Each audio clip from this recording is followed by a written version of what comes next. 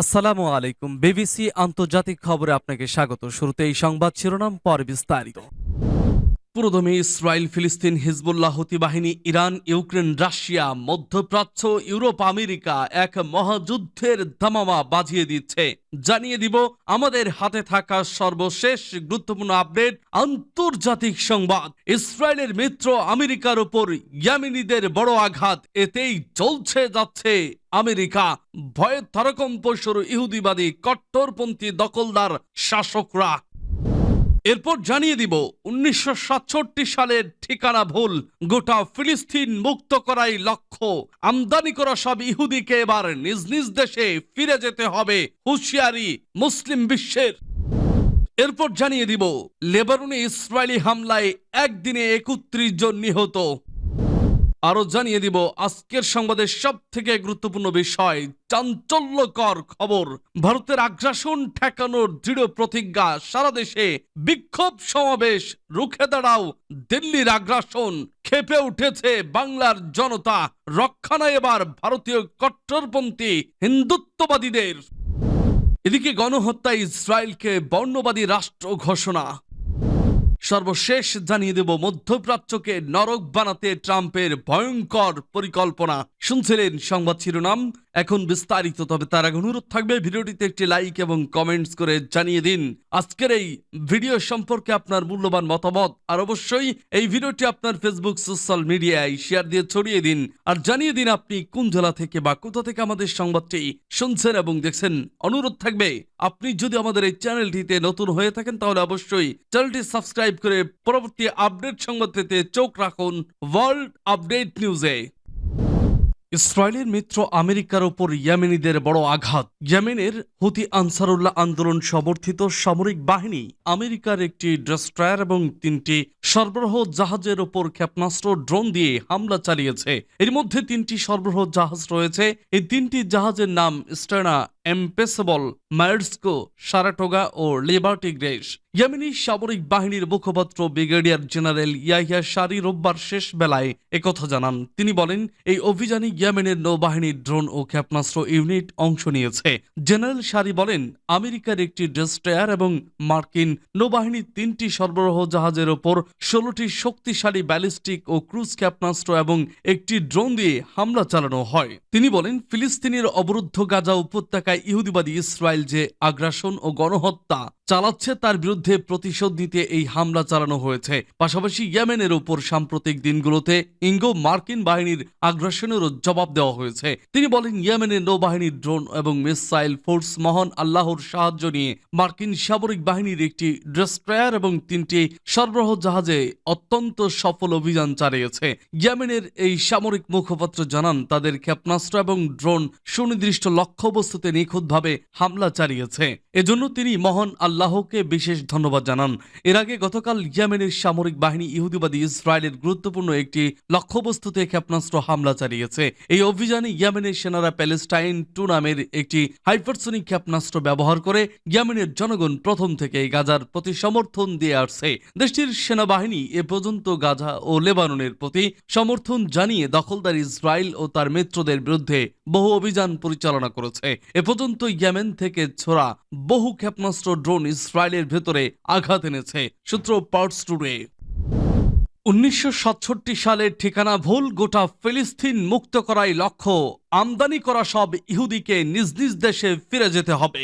আন্তর্জাতিক ফৌজদারি আদালত বা আইসিসি ইহুদিবাদীদের হাতে ফিলিস্তিনি ভূখণ্ড দখলের গোড়ার ইতিহাস উপেক্ষা করে কেবল 1967 সালে ইসরায়েলের হাতে দখলকৃত ভূখণ্ডকে ফিলিস্তিনিদের কাছে ফিরিয়ে দেওয়ার কথা বলেছে। ওই আদালত বলেছে, 1967 সালে যেসব ফিলিস্তিনিকে তাদের ভিটেমাটি থেকে উচ্ছেদ করা হয়েছে কেবল তাদেরকেই ফিরে আসার সুযোগ দিতে হবে। পর্যবেক্ষণ, আমরা যে বিশ্বে বসবাস করি সেখানে ন্যায় বিচার প্রতিষ্ঠিত বলে দাবি করা হলেও আসলে এখানে এমন সব উপায়ে মানবাধিকার লঙ্ঘিত হচ্ছে যা উপনিবেশবাদী যুগের অন্ধকার সময়ের কথা স্মরণ করিয়ে দেয়।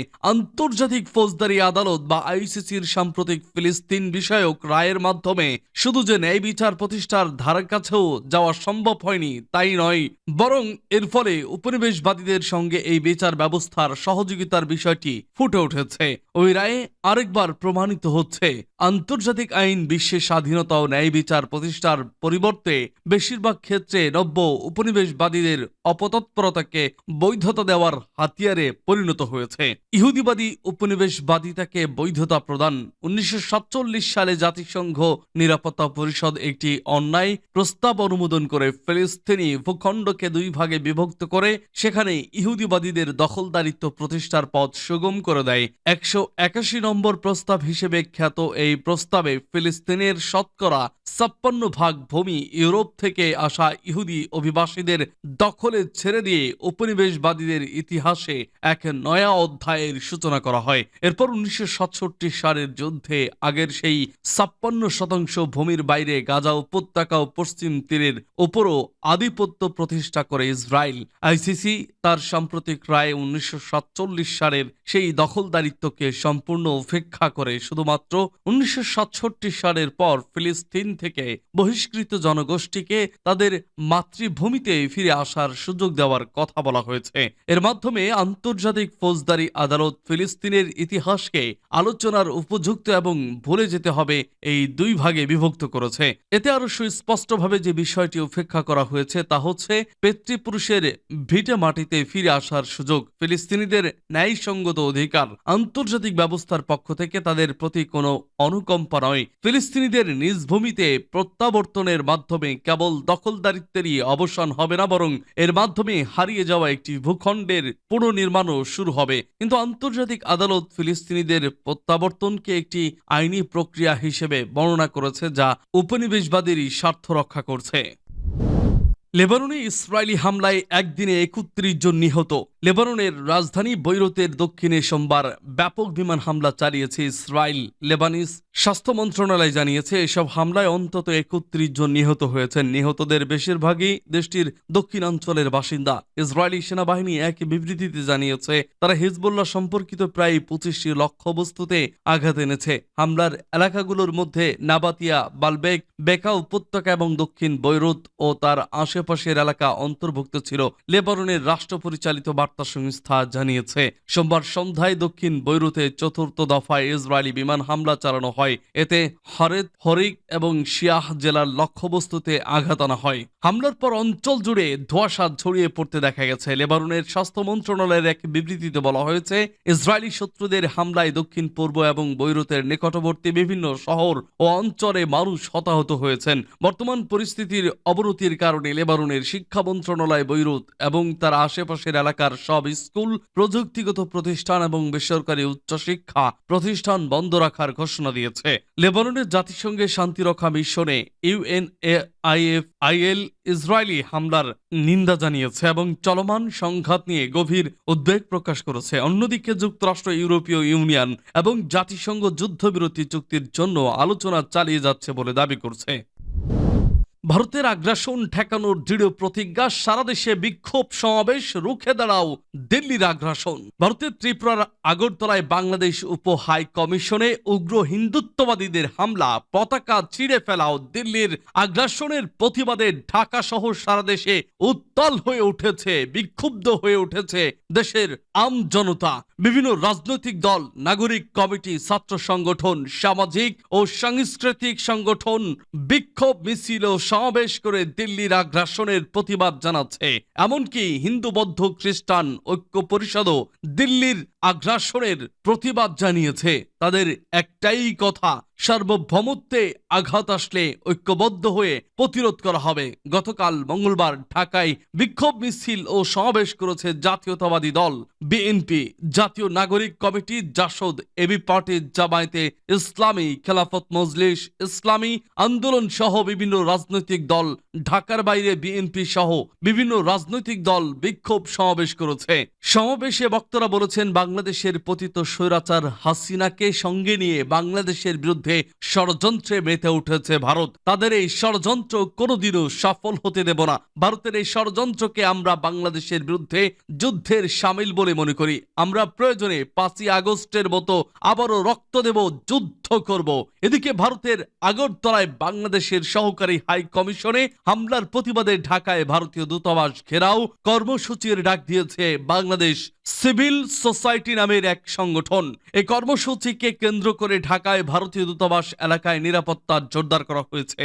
আইন উপদেষ্টা ডক্টর আসিফ নজরুল বলেছেন, ভারতকে বুঝতে হবে এটা হাসিনার বাংলাদেশ নয়। সোমবার তার ভেরিফাইড ফেসবুক পেজে এক পোস্টে এ মন্তব্য করেন তিনি। ওই পোস্টে তিনি বলেন, আজকে ভারতের আগরতলায় বাংলাদেশের সহকারী হাই কমিশন তছনছ করা হয়েছে, বাংলাদেশের পতাকায় অগ্নিসংযোগ করা হয়েছে। হিন্দু সংঘর্ষ সমিতি নামে একটি সংগঠনের সদস্যরা এই ন্যাক্কারজনক ঘটনা ঘটিয়েছে। প্রশ্ন করি, এই ঘটনা মুসলিম সংঘর্ষ সমিতি নামের কোন সংগঠন বাংলাদেশে করলে কেমন আক্রমণাত্মক প্রচারণায় মেতে উঠত ভারত? আন্তর্জাতিক আইন অনুসারে ভারতের মাটিতে বাংলাদেশের সহকারী হাই কমিশনকে পরিপূর্ণ নিরাপত্তা দেওয়ার দায়িত্ব ভারতীয় সরকারের। তারা এটি করতে ব্যর্থ হয়েছে। এই ব্যর্থতার নিন্দা জানাই। বাংলাদেশ প্রসঙ্গে পশ্চিমবঙ্গের মুখ্যমন্ত্রী মমতার মন্তব্য নিয়ে প্রশ্ন তোলেন আসিফ নজরুল। পোস্টে তিনি বলেন, নিন্দা জানাই পশ্চিমবঙ্গের মুখ্যমন্ত্রী মমতার মন্তব্যের। ভারতের বিভিন্ন অঞ্চলে যা ঘটে সংখ্যালঘু দলিত সম্প্রদায়ের ওপর, এর জন্য বরং উল্টো ভারতের এবং মমতার লজ্জিত হওয়া উচিত। বিএনপি মহাসচিব মির্জা ফখরুল ইসলাম আলমগীর ভারতের উত্তর আগরতলায় অবস্থিত বাংলাদেশের সহকারী হাই কমিশন প্রাঙ্গণে যে আক্রমণ করেছে তা পূর্ব পরিকল্পিত বলে ধারণা করা হয়। বিএনপির সিনিয়র যুগ্ম মহাসচিব রুহুল কবির রেজভী বলেছেন, ভারতে সংখ্যালঘুদের ওপর অসংখ্য নির্মমতার ঘটনা ঘটেছে প্রতিনিয়ত। সেসব নিয়ে দেশটির কোনো সংকোচ বা অনুশোচনা নেই, কিন্তু বাংলাদেশের বিষয়ে অযাচিত উদ্বেগ উগ্রতা প্রকাশ করছে, যা সীমা অতিক্রম করেছে। ভারতের ভূমিকা ডাবল স্ট্যান্ড। বাংলাদেশের জনগণকে চোখ কান খোলা রেখে সজাগ ও সতর্ক থাকার জন্য আহ্বান জানিয়েছে জামায়াতে ইসলামী। দলটি বলছে, জাতীয় ঐক্যই বিদেশি যে কোনো আগ্রাসন রুখে দিতে পারে। ভারতের আগরতলায় বাংলাদেশ সহকারী হাই কমিশন প্রাঙ্গণে হামলা ও ভাঙচুরের ঘটনার নিন্দা ও প্রতিবাদ জানিয়েছে বাংলাদেশ জাতীয়তাবাদী ছাত্র দল। একই সঙ্গে ভারতীয় রাজনৈতিক নেতাদের দেওয়া বাংলাদেশের সার্বভৌমত্বের প্রতি অবমাননা করে এবং কূটনৈতিক শিষ্টাচার বহির্ভূত উস্কানিমূলক বক্তব্যের তীব্র নিন্দা ও প্রতিবাদ জানিয়েছে সংগঠনটি। ভারত সরকারের প্রচ্ছন্ন সহযোগিতায় উগ্র হিন্দুত্ববাদীরা বাংলাদেশের ধর্মীয় সম্প্রীতি ও সার্বভৌমত্বকে ক্ষতিগ্রস্ত করতে নানা অপতৎপরতা চালাচ্ছে বলে অভিযোগ করেছে ছাত্র ফেডারেশন। গণহত্যা ইসরায়েলকে বর্ণবাদী রাষ্ট্র ঘোষণা। মধ্যপ্রাচ্য জুড়ে হামলা চালিয়ে যাচ্ছে ইসরায়েল। দেশটির এই হামলায় লেবানন ও গাজায় ৪৫,০০০-এর বেশি মানুষ নিহত হয়েছেন। অঞ্চল জুড়ে গণহত্যার জন্য দায়ী করে দেশটিকে বর্ণবাদী রাষ্ট্র ঘোষণা দিয়েছে অক্সফোর্ড ইউনিয়ন। সোমবার তুরস্কের সংবাদ মাধ্যম টিআরটি ওয়ার্ল্ডের এক প্রতিবেদনে এ তথ্য জানানো হয়েছে। প্রতিবেদনে বলা হয়েছে, বিশ্বের সবচেয়ে মর্যাদাপূর্ণ সংগঠনের অন্যতম হল অক্সফোর্ড ইউনিয়ন। এই সংগঠনে গত বৃহস্পতিবার ইসরায়েলকে গণহত্যার জন্য দায়ী বর্ণবাদী রাষ্ট্র হিসেবে ঘোষণা করার পক্ষে ভোট অনুষ্ঠিত হয়েছে। এতে প্রস্তাবের পক্ষে ২৭৮টি ভোট পড়েছে, অন্যদিকে এর বিপক্ষে মাত্র 59 ভোট পড়েছে। অক্সফোর্ড ইউনিয়ন বিতর্কের মাধ্যমে বিভিন্ন গুরুত্বপূর্ণ বিষয় তুলে ধরে 1823 সালে প্রতিষ্ঠিত এই সংগঠন ইসরায়েলের প্রধানমন্ত্রী বেনিয়ামিন নেতানিয়াহুর বিরুদ্ধে আন্তর্জাতিক অপরাধ আদালতের গ্রেপ্তারি পরোয়ানা জারির পর এমন পদক্ষেপ নিয়েছে, ফলে তা নতুন মাত্রা যোগ করেছে। টিআরটি ওয়ার্ল্ড জানিয়েছে, এই হাউস বিশ্বাস করে যে ইসরায়েল গণহত্যার জন্য দায়ী একটি বর্ণবাদী রাষ্ট্র শীর্ষক এ বিতর্ক শুরু করা হয়। এতে ফিলিস্তিনি আমেরিকান লেখক সুসান আবুল হাওয়া, ফিলিস্তিনি কবি মোহাম্মদ এল কুর্দো এবং ইহুদিবাদী ইসরায়েলি লেখক মিকো পেডেল সহ বিশিষ্ট বক্তারা উপস্থিত ছিলেন। মধ্যপ্রাচ্যকে নরক বানাতে ট্রাম্পের ভয়ঙ্কর পরিকল্পনা। নতুন মার্কিন প্রেসিডেন্ট ডোনাল্ড ট্রাম্পের অভিষেককে কেন্দ্র করে নতুন মোড় নিতে যাচ্ছে গাজা যুদ্ধ।